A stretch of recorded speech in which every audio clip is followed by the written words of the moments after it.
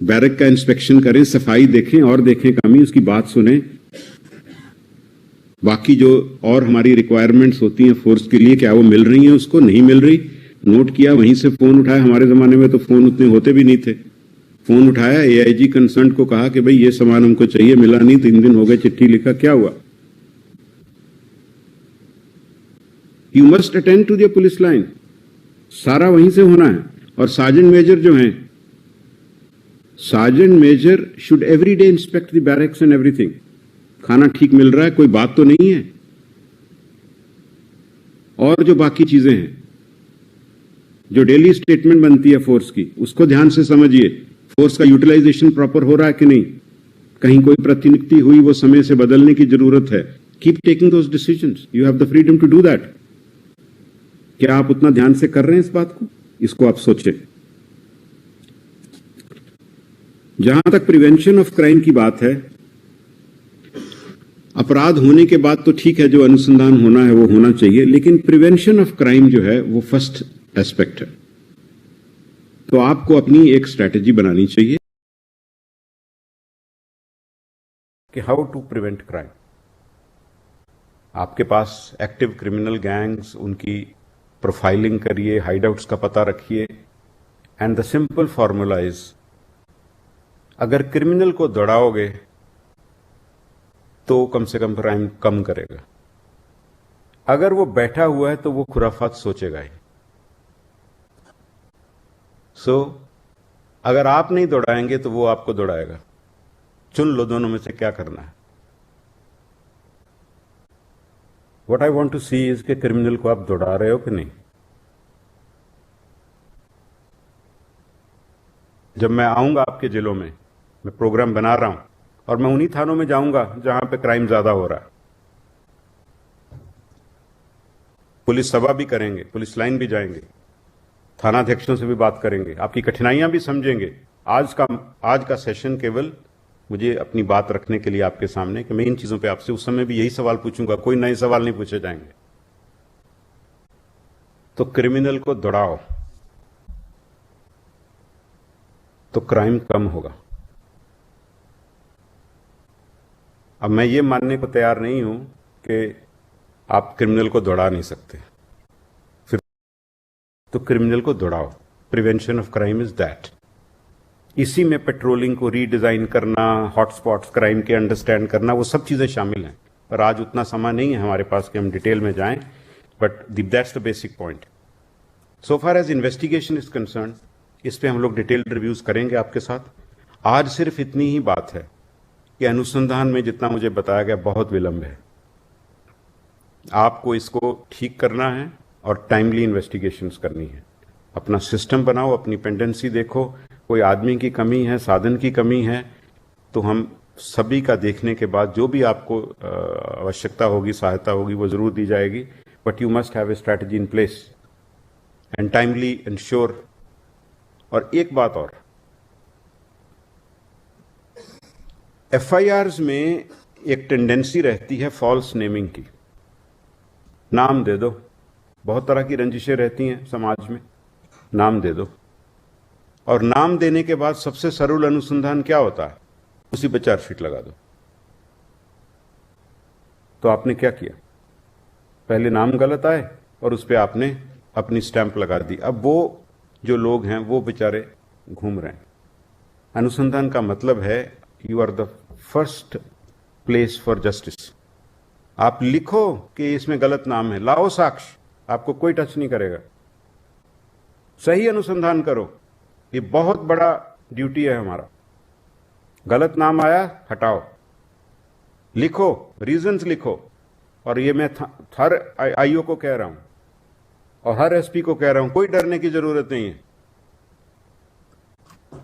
अगर आपके रीजंस हैं, आपने ठीक से रिपोर्ट टू सुपरविजन नोट लिखे हैं, तो बिल्कुल ठीक है। वो पिटीशन आएगी जाएगी, कोई चिंता नहीं, हम देखेंगे, जायज होगा तो बात खत्म।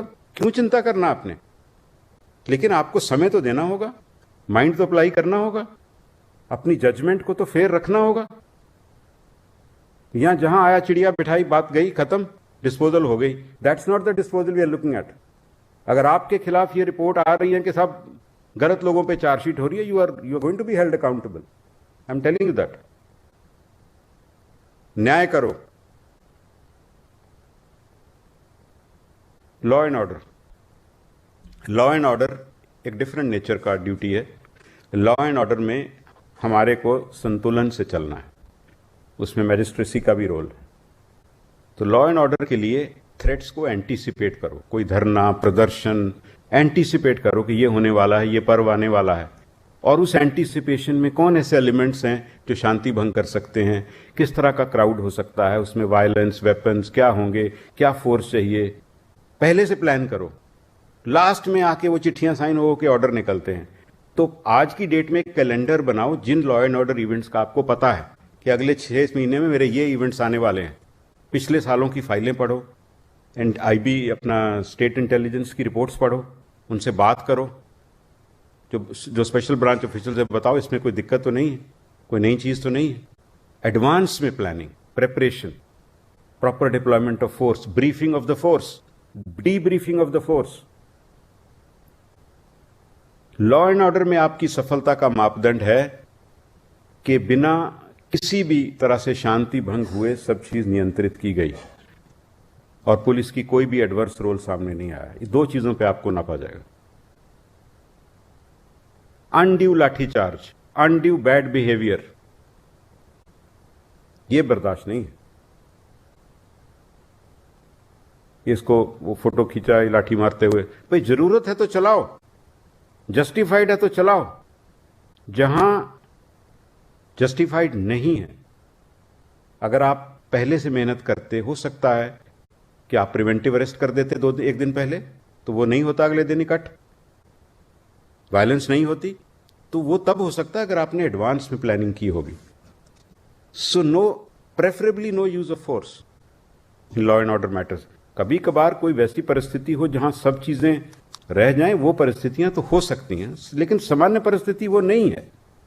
अगर आपकी इंटेलिजेंस प्रेपरेशन टाइमली है और आप 2-3 महीने से आपको पता है कि ये पर्व आने वाला है, ये समस्या 3 साल पहले हुई थी, अब हमको क्या करना है ग्राउंड पे, तो ये नहीं होगा। इसके बाद मैं डिसिप्लिन और मोराल पे बात करना चाहता हूं फोर्स के। डिसिप्लिन कहां से आता है? बुनियादी ट्रेनिंग एक बार ले ली, उसके बाद डिसिप्लिन और मोराल आता है रेगुलर ट्रेनिंग से। नंबर 1, तो पुलिस लाइंस जो हैं, they should regularly conduct training. ये निर्धारित है, आई एम श्योर इंस्ट्रक्शंस होंगी रिकॉर्ड पे कि उनको क्या क्या कराना है, बेसिक। और जो 2 दिन की आपकी परेड होती है, जितने ऑफिस में बैठते हैं या अन्य कार्यालयों में इधर उधर बैठते हैं, उन सबको परेड कराना चाहिए, एवरीबडी, नो एक्सेप्शन। तो डिसिप्लिन उससे ठीक रहता है, नंबर 1। नंबर 2, जो हमने बीएसएफ में किया था, और मुझे डीजी बीएसएफ ने बताया कि अभी भी हम बहुत अच्छे से कर रहे हैं, मुझे बहुत अच्छा लगा, वो था रिफ्रेशर कोर्सेज, जिसके लिए हमने पहले मास्टर ट्रेनर तैयार किए। कहां से तैयार किए मास्टर ट्रेनर? सीआरपीएफ से। उन मास्टर ट्रेनर्स को फिर हमने बटालियन वाइज भेजा, 1-2 प्रोग्राम्स कराए, उससे थोड़ा सा सीखा, कुछ कमी भी रह गई होगी। उसके बाद मुझे डीजी बीएसएफ ने कल बताया कि हमने पूरा कैलेंडर बना दिया है, सबकी रिफ्रेशर ट्रेनिंग हो रही है। इससे फोर्स में डिसिप्लिन रहता है, और ये जिलों में होना चाहिए। आप कहेंगे बहुत हैवी डिप्लॉयमेंट है, टाइम फुर्सत नहीं है, ये सब किसी काम की बात नहीं है। ट्रेनिंग के बिना, ट्रेनिंग से इंपॉर्टेंट चीज ही कोई नहीं है। हां, अपनी कंस्ट्रेंट्स को देखते हुए हम देखेंगे कि कितना समय लगेगा, कितने आदमी स्पेयर कर सकते हैं, क्या जो भी कंस्ट्रेंट्स होंगे, तो उनके तहत हम इस पे बात करेंगे कि भाई हां कैसे डिजाइन हो। तो आप फिलहाल इमीडिएटली अपनी पुलिस लाइन में जो अवेलेबल रिसोर्सेज हैं उससे ट्रेनिंग कराएं। हम ट्रेनिंग इंस्टीट्यूशन से बात करके अपनी बीपीए और कांस्टेबल्स वाले जो नाथनगर है और भी जहां सिमुलतल्ला खुलेगा, इन सब जगह पे we will create master trainers. जिला से भी बुला के उन मास्टर ट्रेनर्स को आप सिलेक्ट करिए, बुलाया जाएगा, उनका शेड्यूल किया जाएगा, ताकि वो मास्टर ट्रेनर्स जो हैं वो जिलों में अवेलेबल हों और वो लगातार ट्रेनिंग हो। दूसरा, ट्रेनिंग में टर्नआउट भी इक्वली इंपॉर्टेंट है। आप देखते होंगे, मैं जब भी आता हूं केंद्र से सबसे पहली चीज वही देखता हूं, वो है टर्नआउट। और जब मेरे पास बीसेप का चार्ज था तो मैंने प्रयास किया, सभी को कहा कि अच्छा नहीं लगता है जब हम बिहार पुलिस का जवान देखते हैं और मुझे केंद्र में चाहे सीआरपीएफ हो, बीएसएफ, उसके जवान को देखते हैं। तो अभी मैं बीएसएफ से आया, मैंने पूछा, वहां उनके ट्रेनिंग सेंटर्स में भी गया, इतना ज्यादा स्ट्रेस है उनका टर्नआउट के ऊपर ड्यूरिंग द रूटीन ट्रेनिंग। तो बेसिक ट्रेनिंग भी हो रही हो, उन्होंने वो लगाई हुई है, मिरर्स लगाए हुए हैं हर जगह, बिना उसको देखे वो बाहर निकलता ही नहीं है बैरक से। कि उसको ये बुरा लगता है अगर उसको कोई कहे कि मैंने यूनिफॉर्म ठीक नहीं पहनी है, उसके मन में एक भावना रहती है, अच्छा मेरे में कोई कमी रह गई। तो प्राइड होनी चाहिए यूनिफॉर्म पहनने में और उसको सही रूप में पहनने में। तो हर पुलिस लाइन में आप जो है टर्नआउट, जो है आपकी रूटीन, उसमें टर्नआउट के ऊपर भी ध्यान दें। मास्टर ट्रेनर आप चाहें, आई एम श्योर आप रिसोर्सफुल होंगे, करा लेंगे। सही वर्दी पहनना, मैं तो देखता हूं कई रंग का खाकी पहनते हैं लोग, कई रंग का। सही खाकी कौन पहन रहा है पता होना चाहिए ना। बहुत कम मैंने इनफैक्ट ऑफिसर्स देखे हैं जो सही पहनते हैं। लंच में मिलेंगे तो मैं बताऊंगा कौन ऑफिसर हैं जिनको मैंने हेडक्वार्टर में देखा जो सही रंग का खाकी पहनते हैं। तो उससे फोर्स की एकरूपता, लगता है कि कहीं इनको खुद ही क्लैरिटी नहीं है कि क्या पहनना है, जिसका जो मन आता है वो पहन लेता है, जूता कोई पहन लेता है, ऐसे थोड़ी होता है। ध्यान दें इसके ऊपर, जो भी जिला में एसपीज हैं, बटालियंस हैं, इस पे ध्यान दें।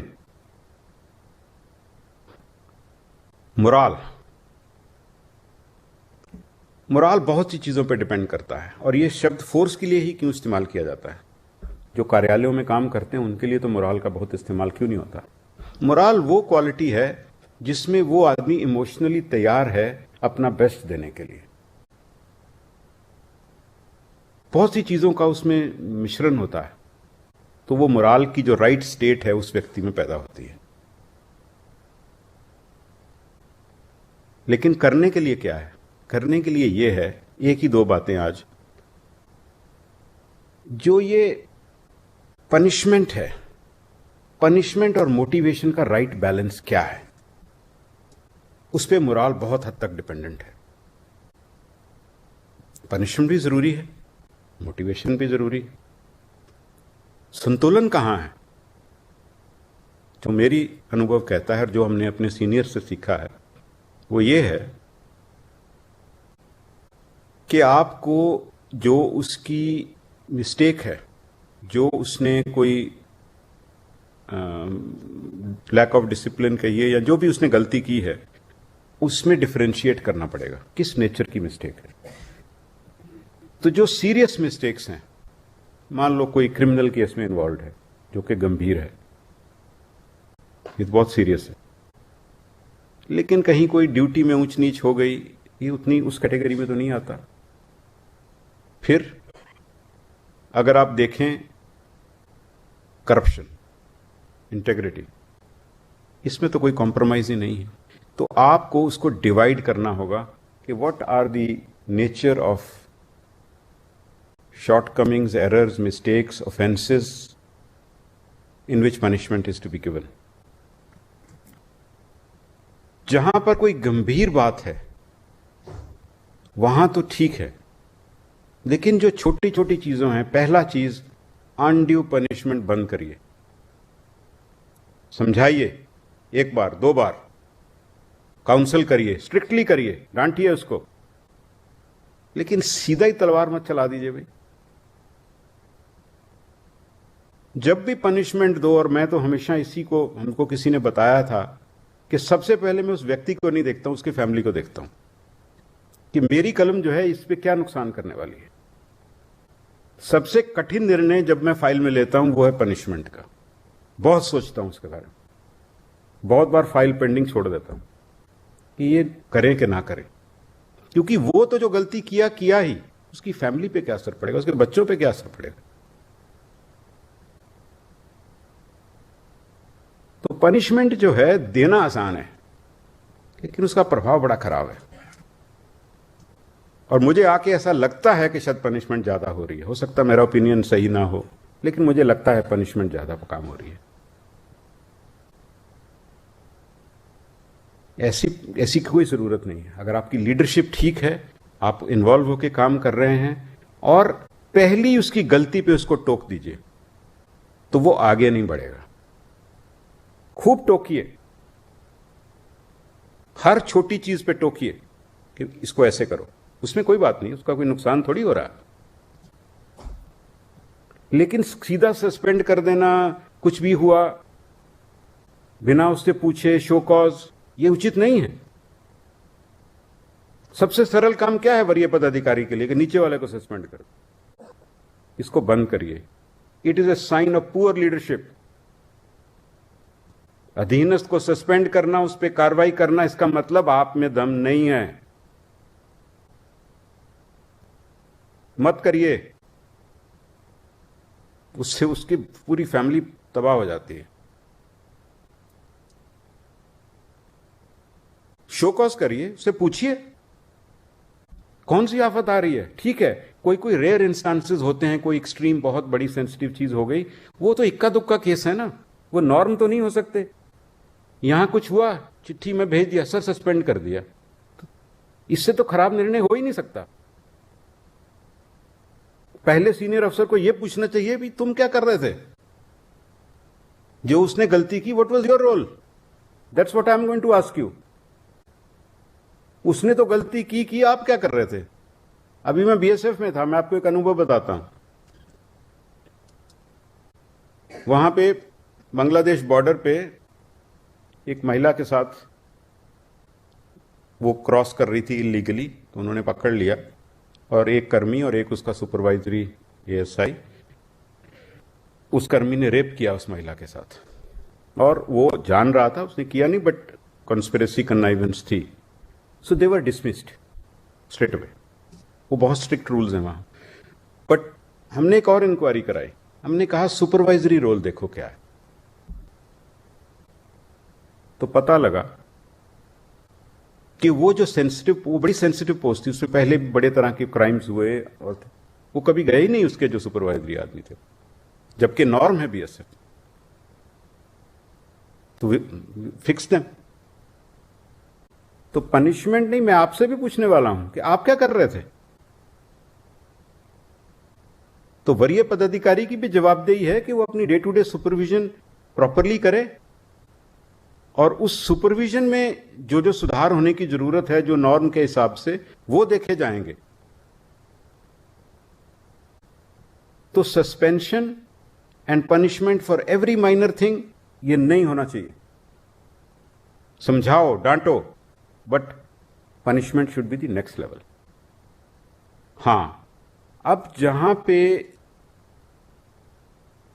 गंभीर अपराध है, वहां पे बिना हिचक पनिशमेंट, और प्रमाणित होता है अगर बिना हिचक। मैंने आपको शुरू में क्या बोला, corruption, what ever is the strictest punishment, whether it is dismissal और वट एवर, स्ट्रिक्टेस्ट पनिशमेंट, और बिना बिना रहम के। उसमें मत कहिएगा कि ये क्यों हो गया, वो नहीं होना है, वो एक्सेप्टेबल नहीं है। छोटी मोटी गलती। और एक और कमी मैंने देखी कि बहुत से ऑफिसर्स पनिशमेंट की प्रोसीडिंग फाइल्स में सेफ प्ले करते हैं कि अगर मैंने इसको एक्विट कर दिया तो मेरे बारे में क्या ओपिनियन बनेगा, साहब इसने तो छोड़ दिया, इसमें ये बंद कर दीजिए, जस्टिस करिए, उसकी बात सुनिए और क्लियरली लिखिए कि मैं नहीं सहमत हूं, इन आरोप प्रमाणित नहीं होते हैं। आपको कोई चिंता करने की जरूरत नहीं अगर आपने सही लिखा है तो बहुत से अफसर उसी चक्कर में कि भाई ये ऐसा मैटर है, मैं क्यों लिखूं इसमें, मेरे ही पे ना कोई बात आ जाए, ये गलत है, नहीं होना चाहिए। और मैं आपको भरोसा दिलाता हूं कि आप अपनी बात अगर सही लिख रहे हैं, रीजंस लिख रहे हैं, फेयर है, आपको चिंता नहीं करनी है। तो आप जो कंडक्टिंग अफसर है और जो उसके ऊपर कॉम्पिटेंट अथॉरिटी है, उसको यह देखना पड़ेगा कि मैं जुडिशियस हूं उस अप्रोच में, न्याय कर रहा हूं।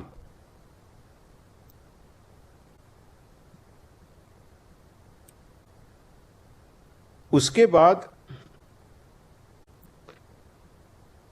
3-4 जनरल बातें। एक तो महिला हमारी फोर्स में अब काफी संख्या में आ गई है, अबाउट कितना 25%, हाँ 25 के आसपास, और ये और बढ़ेंगे। जब मैं बीएसएफ में था तो मैं महिलाओं की संख्या उस समय भी बढ़ रही थी, 18-20% के आसपास चली गई थी। तो हमारे को नई नीतियां बनानी पड़ेंगी जिससे हम इनको एक्चुअली एम्पावर करें जॉब्स के ऊपर। जो इनके रोल्स हैं वो ड्यूटी रोल्स को सोचना होगा। हम उनको जिस सोच से अभी तक डील करते आए हैं वो सोच काम करने वाली नहीं है। सरकार की नीति के तहत उनको जॉब दी गई है, तो अब उस जॉब को मीनिंगफुल बनाना, उसमें उनको अपॉर्चुनिटी देना, अच्छे से अच्छे रोल में, ये हमारी जवाबदेही है एज लीडर्स। तो पॉलिसीज बनानी चाहिए, उन पर भरोसा करिए, वो बहुत अच्छा काम करती हैं।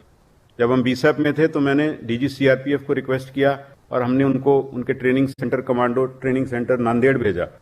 वहां के आईजी ने मुझे ट्रेनिंग के बाद फोन किया, बोला केरला पुलिस और कहां से भी आई थी महिला कमांडो बनने, पर बिहार वाली सबसे बेस्ट थी। कमी नहीं है लड़कियों में। आप भी, वरीय पदाधिकारी भी अपनी सोच बदलें, उनको समय थोड़ा दीजिए, उनकी बात भी समझिए और उनको करेक्ट लीडरशिप दे, उनको अवसर दें काम करने का हर तरह के रोल में। तो हमारी जो सोच होगी, जो हम काम करेंगे उसमें उनके लिए जो रोल्स डिजाइन करेंगे और उनको हम पूरा अवसर देंगे, सपोर्ट देंगे कि वो और आगे बढ़ें और उनको ज्यादा अवसर मिले काम करने के।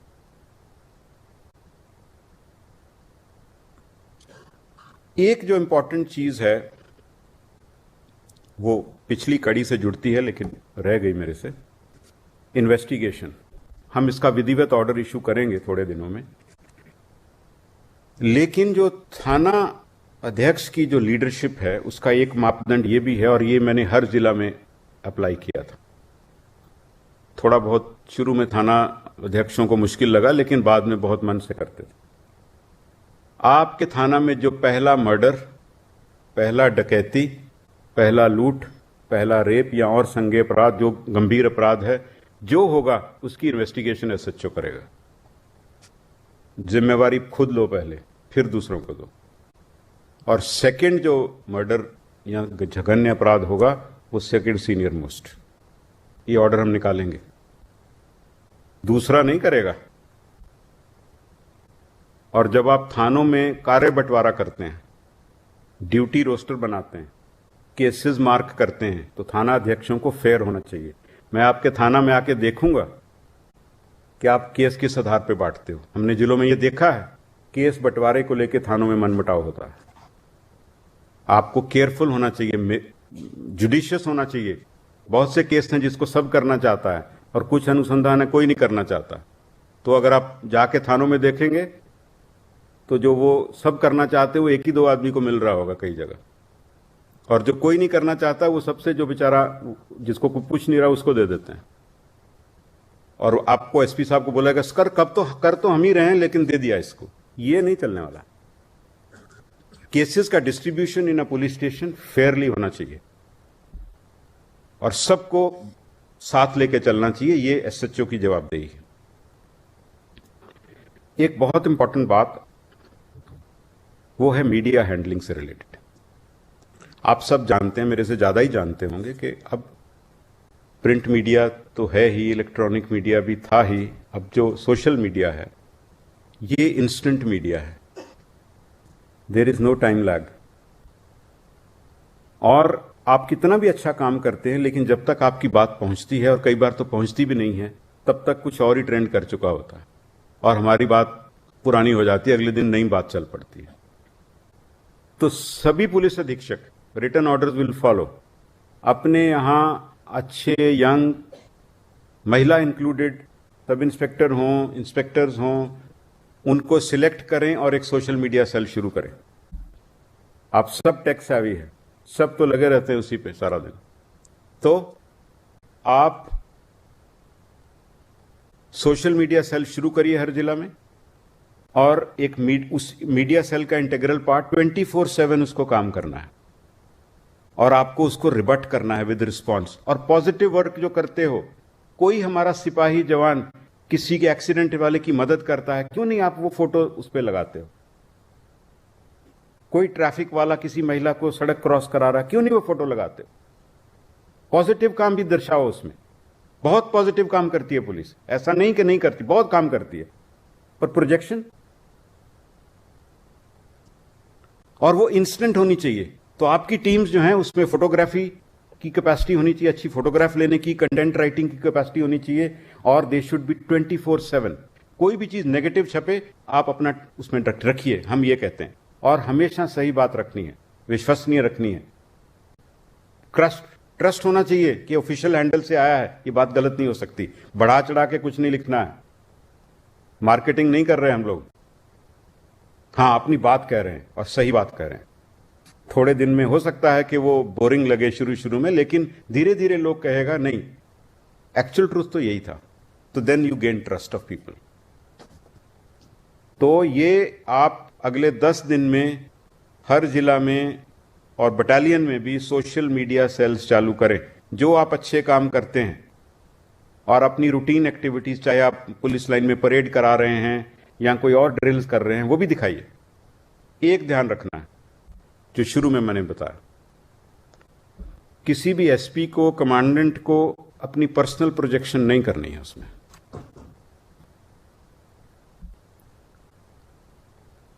The message is more important than the person. आप पीछे रहें, आपके पास बहुत बड़ा पद है,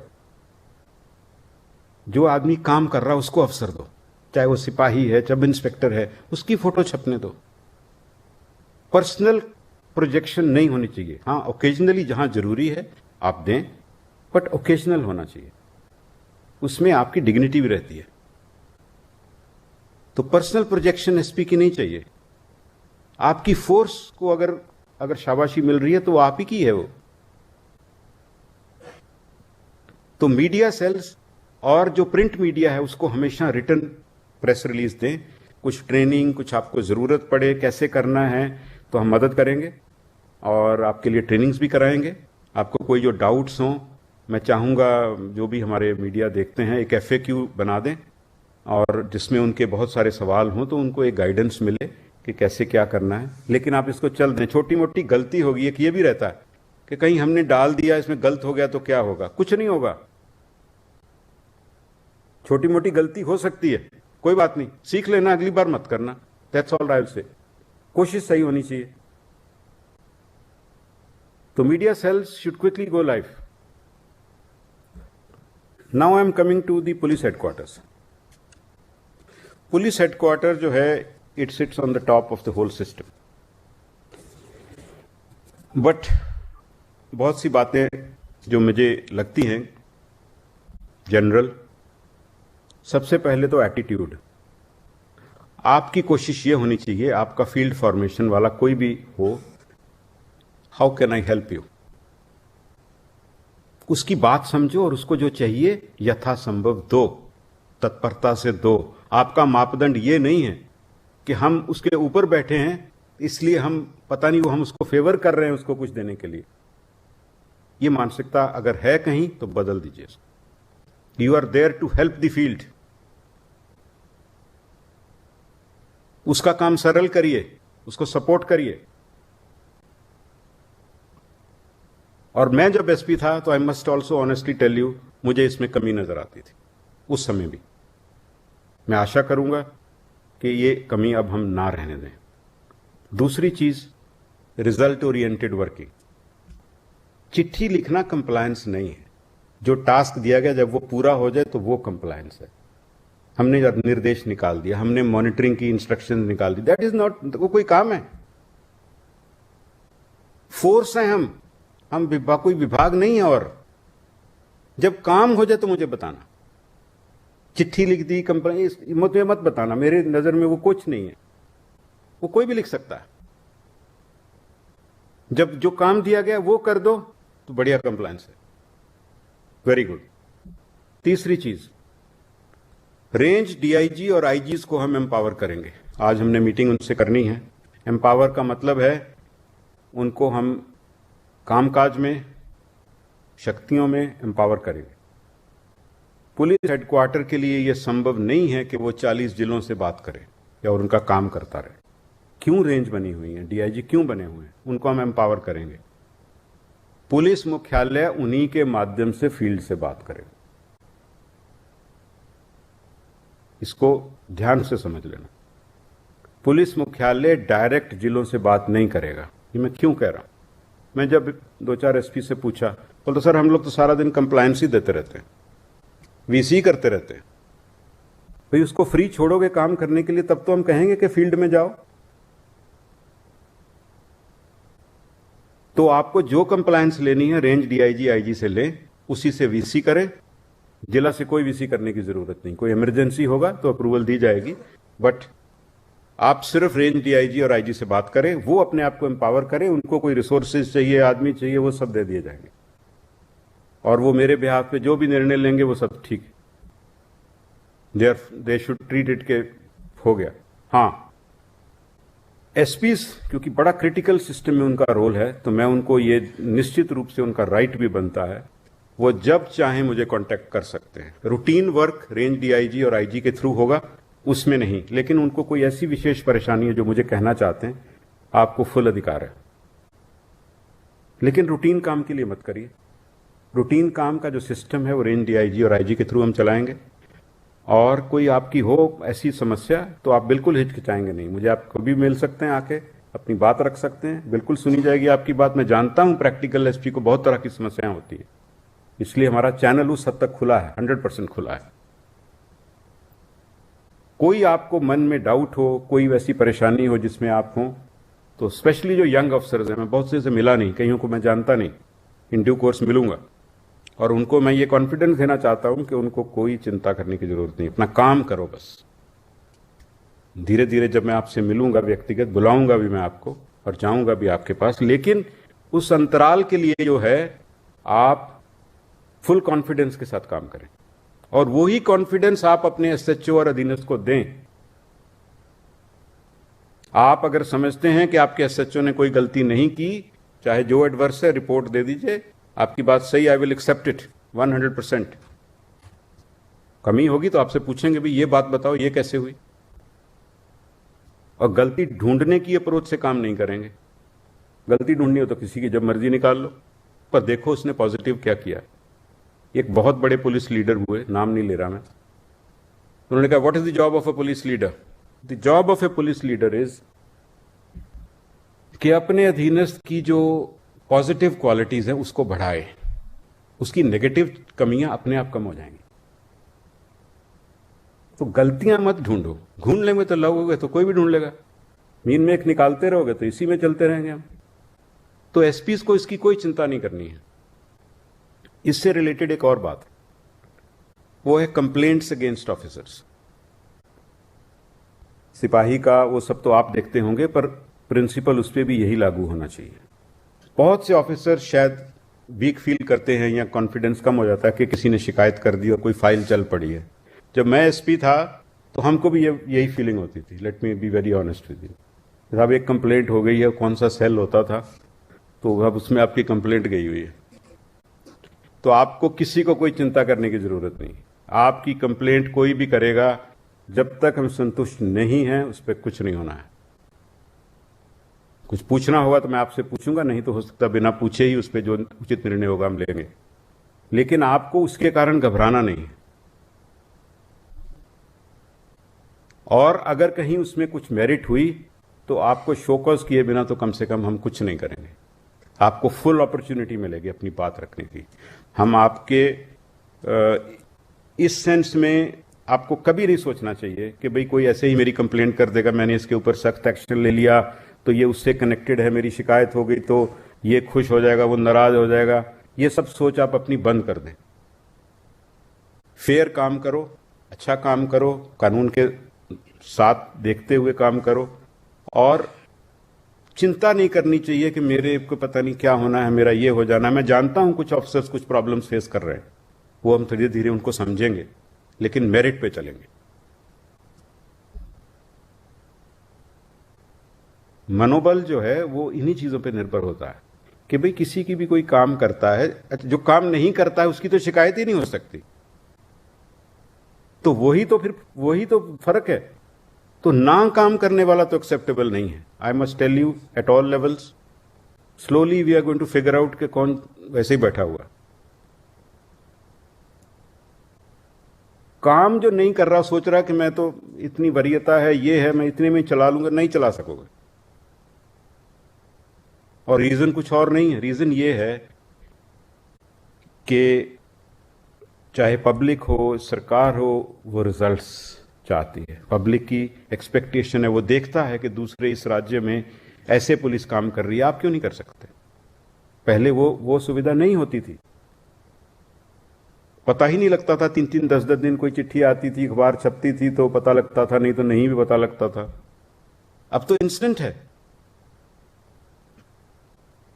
तो इसलिए inaction is not equal to a good career. Action with some minor mistake here and there is the way to go. Doesn't matter. छोटी मोटी गलती जाने में कभी कभार हो जाती है, कोई बात नहीं. फ्रैंकली बता देना है कि ये हो गया गलती, तो कोई बात नहीं. Will see. हाँ, that officer must continuously learn. अब इसको मैं दोबारा नहीं करूं, जिस कारण से हुई थी उसको मैं करेक्शन लाऊं. That is enough for us to understand. और ये मैं खाली सीनियर के लिए नहीं कह रहा, मैं एसएचओ के लिए भी कह रहा हूं. पुलिस मुख्यालय में भी जैसे जिलों में हम 24/7 social media cell and media cell which will be very hands on. We have to make it functional in 10 days. And we must select the right people for that job, and we must promptly